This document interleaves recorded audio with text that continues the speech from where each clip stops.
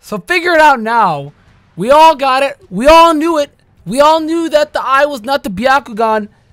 I think some people in the community, in the Naruto community, did not know. They were also, like Boruto, stuck on the fact that it was the Byakugan. And us, the competent Naruto, you know, supporters of the community, we were the Naruto in this week's episode.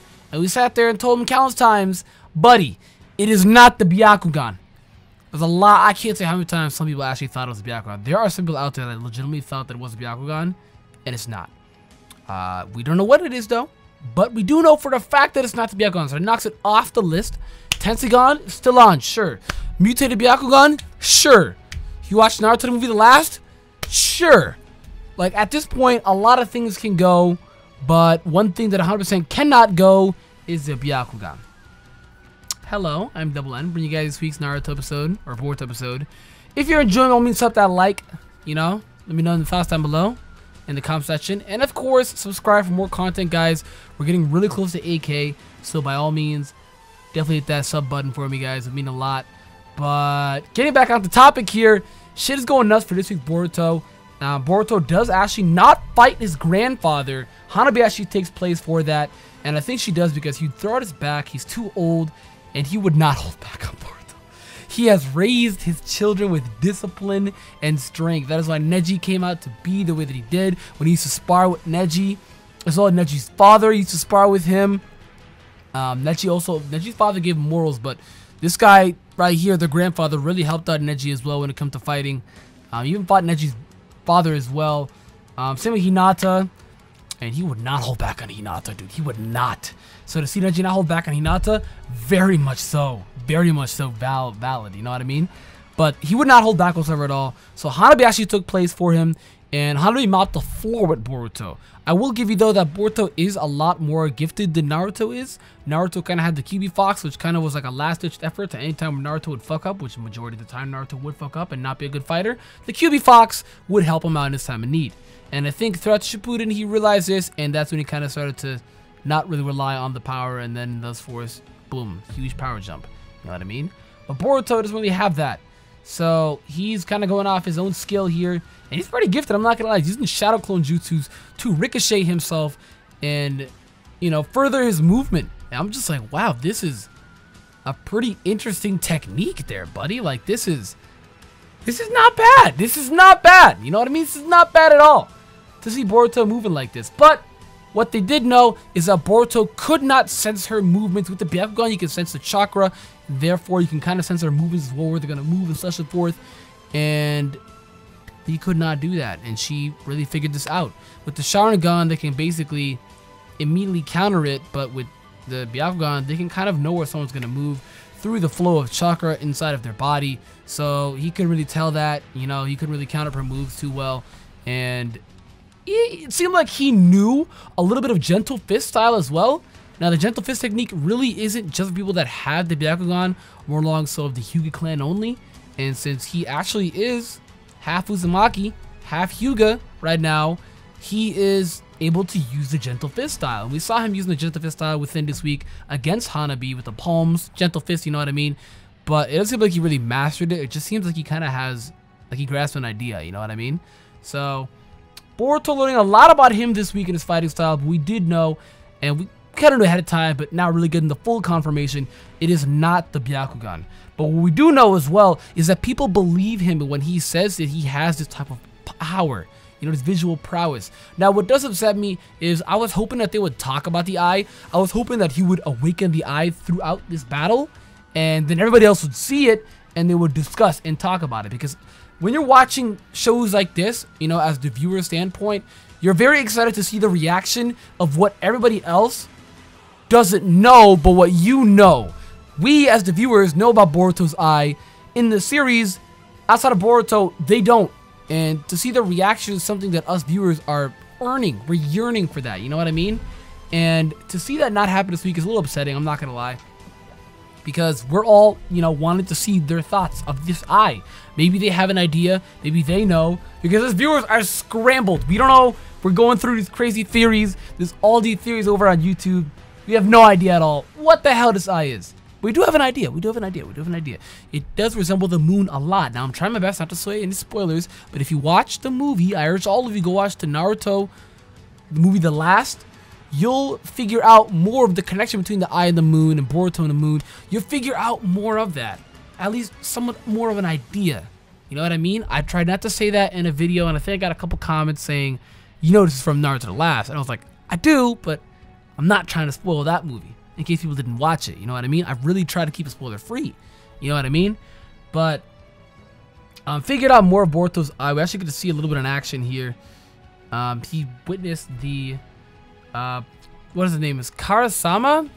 I think his name was. I watched it yesterday, but I'm reviewing it today if that makes any sense because I passed out.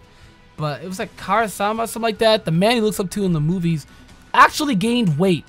And it's weird because he's the most different when it comes to someone who's possessed. I guess he's really different because he's still real silly and goofy, like kind of like himself, but at the same time yearnful and ready to, you know, get into action. It's weird, but at the same time you could tell when he's possessed. Getting back to the point though, he got fat and he was really stressed out that he was fat.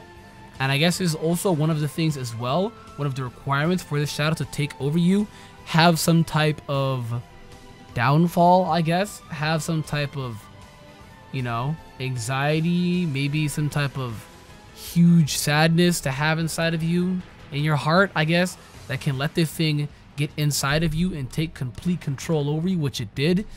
What I do like though is that Sarada was here. She's my favorite character right now from the series, and I like that she got more screen time here. She seems resembling of both both Sakura and Sasuke here, which those are her parents, of course, but we really get to see it most here when she's got the attitude of Sakura, but at the same time the respect of Sasuke. You know what I mean? Thank goodness though she doesn't really have the stubbornness of Sasuke, at least from what we've seen yet, but she's definitely got the attitude from Sakura. You know what I mean? What I did like though is when it was Sarada versus Boruto against his Karasame fellow, she threw the Shadow Shuriken and it was actually a shadow clone and it was Boruto.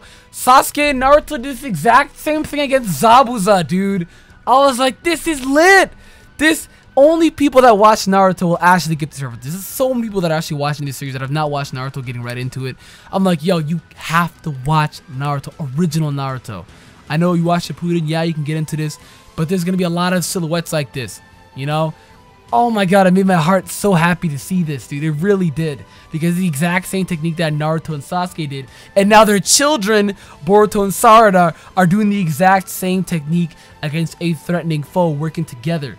I'm like, this is great. This is what I wanted in Boruto, and we got it. This I like. I like this a lot. I love it, dude. I love it. I love it. It showed the respect between the two as well, dude. Round of fucking applause, dude. A round of fucking applause. But going into next week's preview, though, I'm talking about the ghost. And I think when they mean the ghost, they mean this shadow that's possessing people. And I think they're trying to find out its origin, find out what the hell it is. You see a lot of reactions from Naruto and Shikamaru being confused and shocked at the same time. Probably figuring out some more information about what the hell's going on in their village right now. The village of Konoha. And Boruto and Co. are looking for the shadow. Or this ghost with shadow. I'm really hoping that we're going to get some more. It's basically every week of Boruto we get some silhouette of his eye. You know what I mean? And it's going to play a role. Naruto just kind of works like this, where the small things matter. And that's why you see all these crazy ass ideas and theories. Because Kishimoto takes all these small things, connects them all together with some type of meaning, and they all symbolize something that we're going to be figuring out as we actually get towards the answer. So once we get this answer, we figure out what it is. It's still crazy because this series, we're like not even 10 episodes in, right? Not even 10 episodes in. This is episode 9.